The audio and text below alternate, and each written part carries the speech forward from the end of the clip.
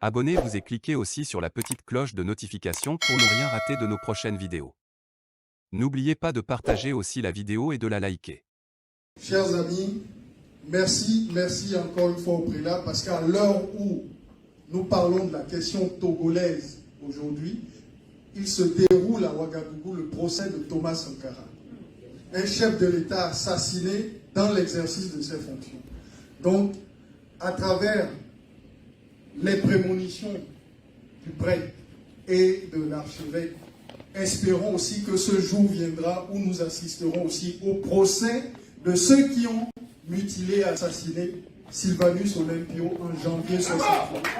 Merci beaucoup. Et la question de la libération du Togo et des pays africains se fera également par un inventaire politique et social de ce qui a été fait, les crimes qui ont été commis, et des réparations seront aussi exigées. Merci beaucoup, merci à Isidore Lazo, merci à tout le monde. Nous allons à présent écouter le garde des Sceaux, Maître Iou, pour son allocution sur cette rencontre citoyenne et patriotique. Maître Alessi Iou, vous avez la parole. Merci.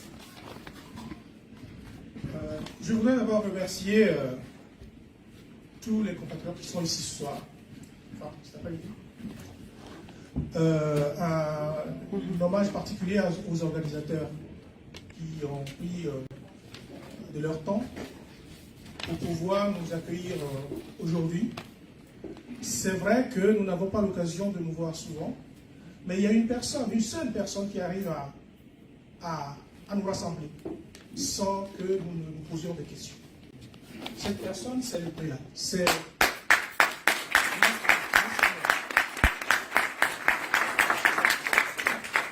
Et évidemment, tout peuple a besoin d'un guide, d'une lumière.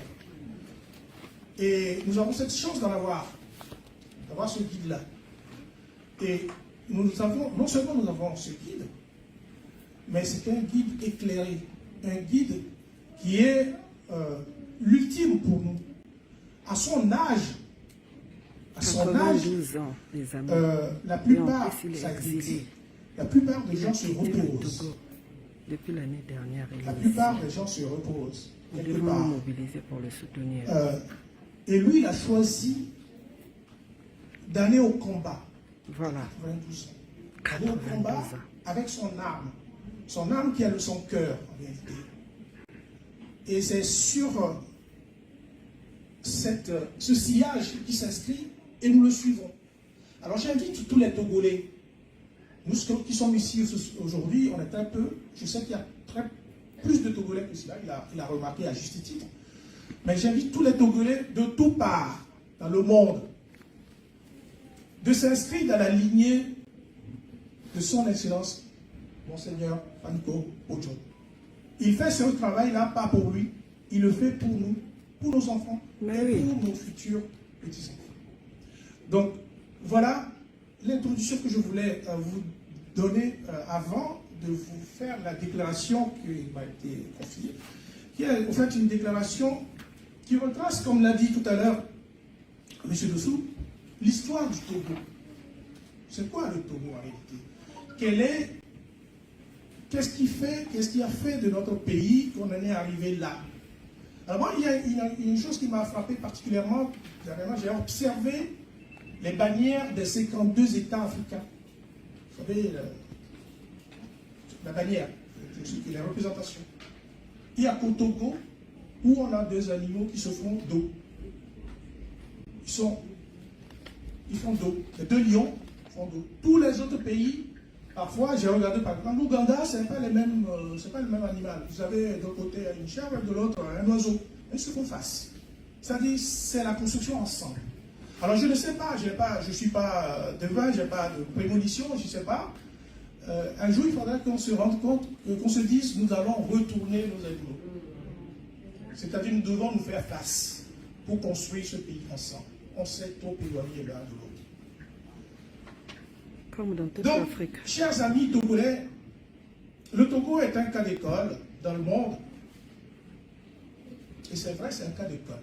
Parce que le Togo, c'est le plus petit pays, mais c'est le plus grand dans toutes les bêtises humaines.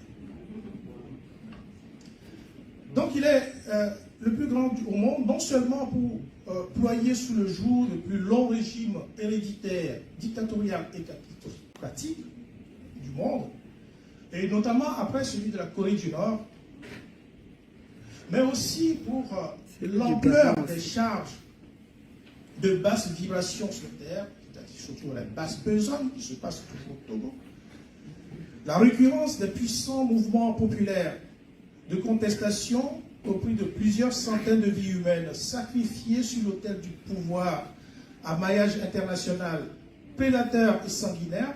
Là vient de le dire d'ailleurs, c'est ce côté international qui nous guide et qui fait que nous sommes toujours dans l'obscurité, aussi dans l'obscurantisme. Donc, dans ce prédateur et sanguinaire, comment cela s'est passé en octobre 90, en février, mars et avril 2007, on sait ce qui s'est passé. En août 2017, on sait ce qui s'est passé aussi. En janvier 2018. Et pour la permanence des fraudes électorales, on est les champions en Afrique là-dessus. Pour la permanence de la fraude électorale massive et effrontée, dont les dernières dates du 22 février 2020. Effectivement, notre pays est une référence en matière de fraude, en matière de voyoucratie, de banditisme organisé. C'est dommage. Cependant, la combativité exemplaire à 91 ans, bientôt 92, du patriarche de la nation congolaise, son Excellence, Monseigneur Philippe Van Kokodjo, archevêque métropolitain émérite, qui honore cette rencontre aujourd'hui, une rencontre militante parisienne de sa présence, et l'attribution au président élu à l'occasion de des dernières élections présidentielles du Togo, son Excellence, Dr Gabriel Amio Vincent Kodjo. Donc l'attribution du prix JIFA d'or Award, qui devrait lui être décerné, qui lui a été décerné, qui devait lui être qui sera remis, je crois, le 6 novembre prochain, à Paris. Donc tous ces événements interpellent profondément tous les Togolais, tous les amis du Togo, et toutes les bonnes volontés épris de démocratie, de liberté, de changement, de conscience, de prospérité, de partage, où tout le Togo est possible, où toute l'Afrique, voire la planète Terre. Alors à cela, nous devons un devoir de vérité au Togolais. Ce devoir de vérité, c'est que le Togo, anciennement appelé les Bénin, dans l'Afrique antique, Kéméta, dont il est la capitale politique et administrative, était la terre d'intronisation au bord de Baga, la Togo, du roi des rois d'Afrique, Négus, dont le dernier fut en réalité Haïlé Sélassié Ier, porte d'entrée symbolique des Européens sur le continent noir, avec la signature du traité d'amitié qui ouvrit la voie au partage de l'Afrique lors de la conférence de Berlin en 1884, et pour le premier pays d'Afrique noire à ouvrir le triste balai, sinon triste situation, ce balai de coup d'État après les indépendances, avec au premier rituel le sacrifice de notre père de la nation le 13 janvier, le feu Sylvanus Olympio. Voyez, je viens de le dire tout à l'heure, on est premier toujours dans le mauvais sens du terme, dans tout. Donc le Togo a servi donc depuis l'indépendance à l'Afrique d'exemple de dictature, et les dictatures les plus féroces, d'assassinats, de tortures, d'opposants, de perversion de la Constitution, de dévolution héréditaire de pouvoir de père en fils, parce que on l'a fait, et puis le Gabon l'a fait aussi après. Et là, le Congo s'apprête à le faire. De sanglantes contestations pré- et post-électorales. Paul Biya aussi. C'est la triste réalité de notre pays. Après donc les conférences de presse organisées Vraiment. par le gouvernement légitime du Togo et la dynamique Monseigneur Kodjo à Bruxelles le 20 mai 2021 et à New York le 16 juillet 2021, ainsi que la lettre ouverte adressé le 30 août 2021 au président Emmanuel Macron pour la défense de la démocratie au Togo, signé par le président légitime du Togo, son excellent docteur Gabriel Aguirre Messant Kodjo, la persévérance et l'efficacité dans le devoir de vérité envers la France amène les militants togolais épris de liberté, de la démocratie, de l'alternance politique pacifique, conformément à la vérité des urnes et à la faveur de cette rencontre organisée à Paris. Il nous amène à rappeler le sérieux contentieux que le Togo a avec la France en vue de la résolution urgente de ce que nous considérons une résolution urgente et l'inauguration imminente des relations politiques et économiques les plus vertueuses et fructueuses entre la France et le Togo. C'est-à-dire que la normalisation de nos relations avec le Togo et la France passe nécessairement par une remise à plat d'un certain nombre de choses. On ne peut pas couvrir, on ne peut pas faire comme si rien ne s'était pas passé, comme si rien ne s'était passé dans les années 60. On ne peut pas le faire. Donc il faut faire un bilan avec la France. Il faut leur ouvrir les yeux sur un certain nombre de choses.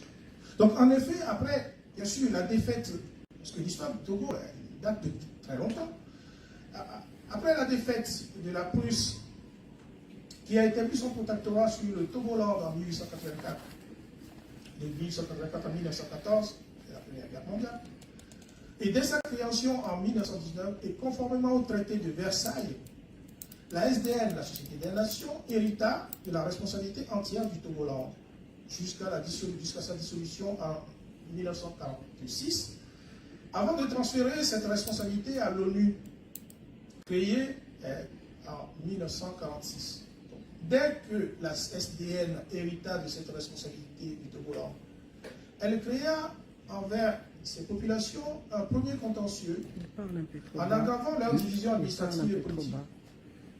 Donc, en appliquant de manière plus perverse que le colonisateur allemand, la politique, le principe fondateur du Congrès de Berlin, c'est-à-dire diviser pour mieux régner. Le Togoland, d'une superficie de plus de 90 000 km², fut divisé par la SDN en deux parties. Les deux tiers pour la partie confiée en 1922 à la France comme territoire de la SDN, les deux tiers confiés à la France, la partie orientale à la France, et un tiers de ce territoire a été confié au Ghana, sous le nom de Togo britannique. Le second contentieux créé par la SDN au Togo français est son laxisme envers le mandataire français en ce qui concerne le respect de son cahier des charges, qui l'interdisait formellement de traiter le Togo français comme une de ces multiples colonies françaises. C'est-à-dire qu'on avait cette partie qui était confiée à la France, mais en réalité, il ne fallait pas considérer que c'était un territoire français. Malheureusement, ce n'est pas ce qui s'est passé. Or, ce que fit la France à l'époque, c'est de fusionner de 1934 à 1936 les administrations coloniales du Togo français et du Daomé de l'époque. Ouais, mais c'était ça. En réalité, c'était derrière le même peuple. On ne sait même pas pourquoi il fallait diviser. Voilà, diviser pour mieux La régner, France ouais. a là donc... On nous a divisé comme un camembert. La France alla plus loin dans la violation de son mandat sur le Togo français en cherchant à intégrer ce dernier à l'Afrique occidentale française. Cette tentative fut dénoncée par la SDN, par l'Allemagne, sous le nouveau chancelier de l'époque que vous connaissez. Je ne vais pas appeler son nom, mais vous connaissez. Le troisième contentieux a été créé par le SDN, de Gouland, effectivement, au moment de la supervision du référendum du 9 mai 1956. Je vous renvoie, chers amis, à ce qui s'est passé en ce moment-là. Je vais résumer tout le monde parce que bon, ça paraît un peu long. Je vais résumer. En 1956, ce référendum qui a été fait, qui devait servir en réalité à réunir les deux Togos, n'a fait que les diviser.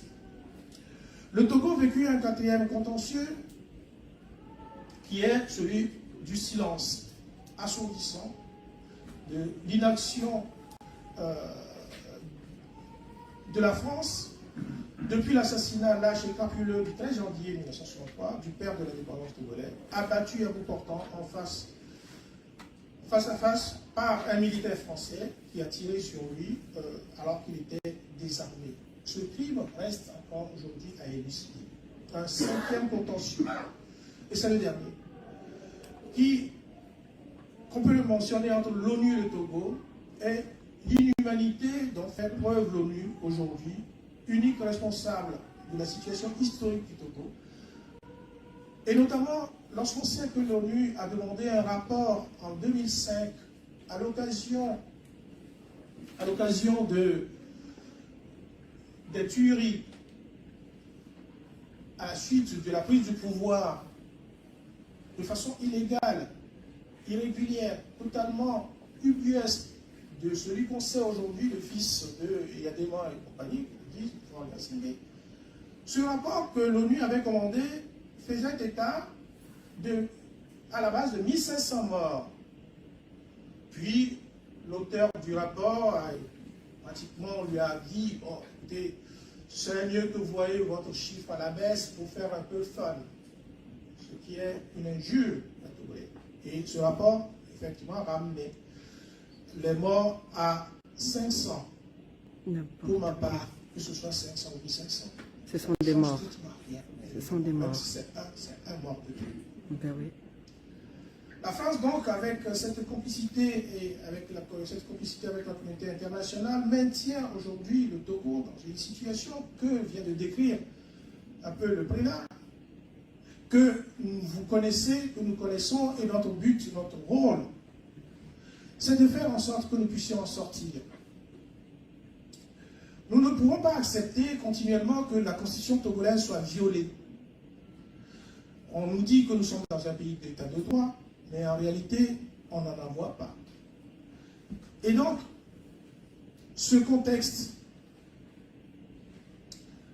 dans lequel vit le Togo et sur lequel aujourd'hui on surfe pour maintenir une dictature sanglante, malgré les élections qui se sont passées dernièrement le 22 février 2020,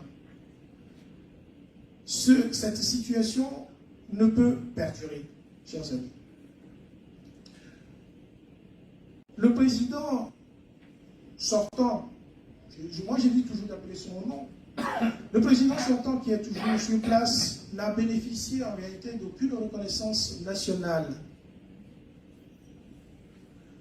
Ce qui l'a amené à recourir à des lettres de félicitations diplomatiques très controversées, dont les explications demandées depuis un certain temps par le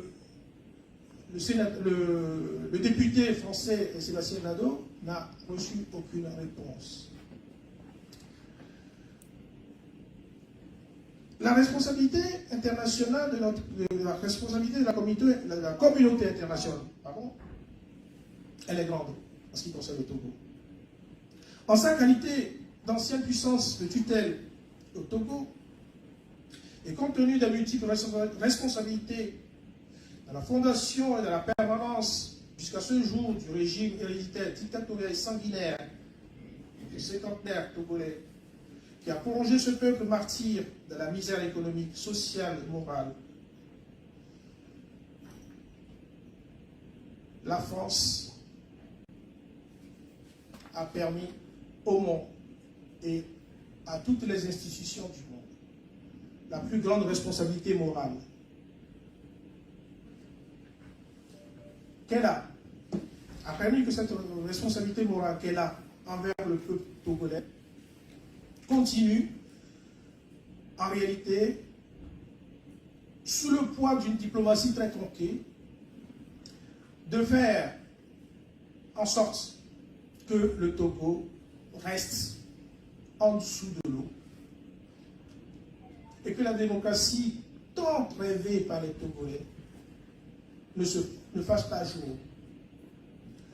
Au moment où la France perd un peu de son rayonnement dans le monde et que s'est ouvert à Ouagadougou le procès dont on vient de parler de Thomas Sankara,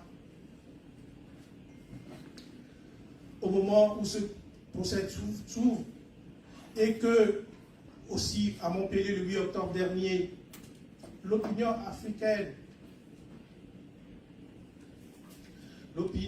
africaine essaye de se faire entendre et de faire en sorte que l'Afrique se relève, que l'Afrique arrive à se bâtir un autre chemin, une autre voie. En ce moment-là, nous entendons encore des voix du genre nous ne quitterons pas l'Afrique ou nous ferons ce que nous ferons en Afrique. Mes chers amis, voilà ce que nous vivons aujourd'hui au Togo et en Afrique. L'héritage que nous avons est très lourd. De notre passé dépendra ce que nous voulons faire demain. Moi, je convie tous les Togolais à s'unir. Le combat sera long, il sera rude, mais nous y arriverons. Ne soyez pas, n'ayez pas peur, comme l'a dit tout à l'heure le prélat, ne soyez pas déçus des mots ou des choses qu'on peut entendre par ici ou par là. Moi, je dis toujours qu'au Togo, nous sommes tous d'accord sur une seule chose. C'est qu'il faut créer un pays qui soit vivant pour nous tous, un pays de démocratie, de liberté. Et nous sommes tous aussi d'accord que ceux qui sont là aujourd'hui à Lomé doivent partir. Alors, si nous sommes tous d'accord que ces gens-là doivent partir, nous savons aussi ce qu'il faut faire pour qu'ils puissent partir. Si nous ne sommes pas unis, on n'y arrivera pas. Je prends toujours l'exemple qu'on nous donne dans nos villages. Quand vous prenez un balai, vous prenez une brindille, vous le cassez facilement. Quand vous prenez tout le balai, essayez de casser tout le balai, vous allez voir si vous allez y arriver. On n'y arrive pas. Donc, mes chers frères et sœurs togolais, unissons-nous. Faisons en sorte que demain soit plus lumineux pour nos enfants, pour nos petits-enfants. Voilà ce que j'ai à vous dire. Pour le reste, je vous convie à rester vous-même, à ne pas vous laisser berner ni égarer par des commentaires des uns et des autres. Visons une seule chose, l'unité dans le combat. Merci.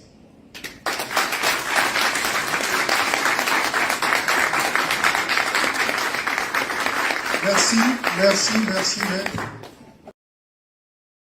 Likez la vidéo si ce n'est pas déjà fait. Laissez aussi votre point de vue en commentaire.